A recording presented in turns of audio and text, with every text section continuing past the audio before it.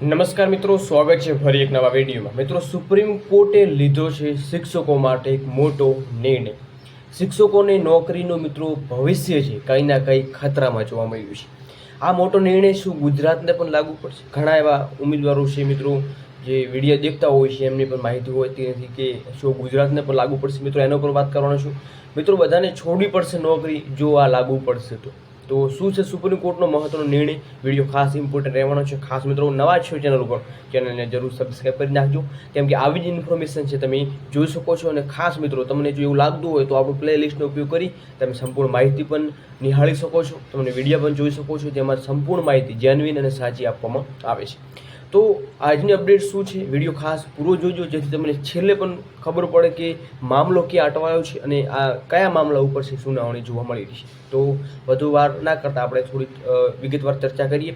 એના પહેલાં મિત્રો, ફરી શિક્ષકો માટે ખુશખબરી આવી હતી, જેમાં કેમ્પનું આયોજન કરવામાં આવ્યું છે। એ ઘણા ઉમેદવારો વિડીયો જોઈ ચૂક્યા છે। તમે પણ શું શિક્ષકો છો તો ખાસ મિત્રો જોજો, અને ઉમેદવાર હો પણ તો પણ તમે નિહાળી શકો છો। તો શિક્ષકોની નોકરીનું ભવિષ્ય ખતરામાં છે, અહીંયા તમને જોવા મળી રહ્યું છે, અંડરલાઈન કરી રહ્યો છું। પાસ નહીં કરો તો રાજીનામું આપવું પડશે। મિત્રો, ટેટ જો પાસ નહીં કરો તો રાજીનામું આપવું પડશે। ફરજિયાત નિવૃત્તિ થાવ તો સુપ્રીમનો આદેશ અહીંયા જોવા મળી રહ્યો છે। મિત્રો, કયા મુદ્દા ઉપર છે તો એના ઉપર આપણે થોડી ડિટેલ્સ વાઇઝ તમને માહિતી આપું તો સુપ્રીમ કોર્ટ આજે 1 સપ્ટેમ્બરના રોજ નિર્દેશ આવ્યા છે કે શિક્ષણ સેવા સાથે સંકળાયેલા તમામ શિક્ષકોને તેમની સેવામાં રહેલા અથવા પ્રમોશન મેળવવા માટે શિક્ષક પાત્રતા કસોટી ટેટ પાસ કરવી પડશે। જસ્ટિસ દીપાંકર દત્તા અને જસ્ટિસ ઓગસ્ટિન જોર્જ અને મસીનની બેન્ચે જણાવ્યું છે મિત્રો કે જો શિક્ષકોની નોકરીમાં 5 વર્ષથી વધુ સમય બાકી છે તેમને ટીચર્સ એલિજિબિલિટી ટેસ્ટ પાસ કરવી પડશે। તમે જોઈ રહ્યા છો, નિવૃત્તિ પહેલાં 5 વર્ષ પહેલાં તમારે પાસ કરવી છે। જો તેઓ આમ નહીં કરે તો તેમને રાજીનામું આપવું પડશે અથવા ફરજિયાત નિવૃત્તિ લેવી પડશે। તમે જોઈ રહ્યા છો, 5 વર્ષ જો તમે પાત્રતા ધરાવી રહ્યા છો, શિક્ષક છો અને 5 વર્ષ બાકી છે, તો એના પહેલાં મિત્રો તમારે ટીચર્સ એલિજિબિલિટી ટેસ્ટ એટલે કે ટેટ તમારે આપવી પડશે।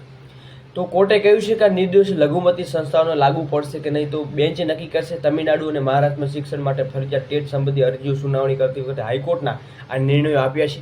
મિત્રો, મામલો શું છે એના ઉપર વાત કરીએ તો કે આરટીઈ અધિનિયમ 2009 કલમ 23(1) મુજબ શિક્ષકો માટે લઘુત્તમ લાયકાત એનસીટીઈ દ્વારા નિર્ધારિત કરવામાં આવશે। એનસીટીઈએ 23 ઓગસ્ટ 2010ના રોજ એક જાહેરનામું બહાર પાડ્યું છે, જેમાં ધોરણ 1 થી 8માં શિક્ષક બનવા માટે ટેટ પાસ ફરજિયાત બનાવવામાં આવ્યું છે।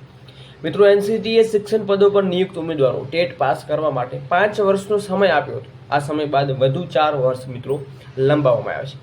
ઉમેદવારો એનસીટીઈની નોટિસ સામે કોર્ટમાં અરજી કરી છે અને મદ્રાસ હાઈકોર્ટે બેન્ચે જૂની 2025માં જણાવ્યું હતું કે 29 જુલાઈ 2011 પહેલા નિવૃત્ત થયેલા શિક્ષકો સેવા ચાલુ રાખવા માટે ટેટ પાસ કરવી જરૂર નથી, પરંતુ પ્રમોશન માટે ટેટ પાસ કરવી જરૂર છે। તો પ્રમોશન માટે મિત્રો જરૂરી છે। આ નિર્ણયના આધારે સુપ્રીમ કોર્ટ હવે સેવા ચાલુ રહેવા અને બઢતી બંને ટેટ પાસ કરવી ફરજિયાત બનાવ્યું છે।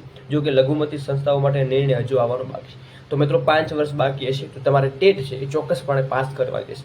તો આથી ઇમ્પોર્ટન્ટ અપડેટ મિત્રો, વિડીયો તમને પસંદ આવ્યો, થોડું પણ ઇમ્પોર્ટન્ટ લાગ્યું હોય, તમને તમારા માટે હેલ્પફુલ રહ્યો હોય તો મિત્રો એક લાઈક કરજો અને ખાસ મિત્રો સબસ્ક્રાઈબ કરજો, કેમ કે આવી ઇન્ફોર્મેશન રોજબરોજ જોવા મળી જશે।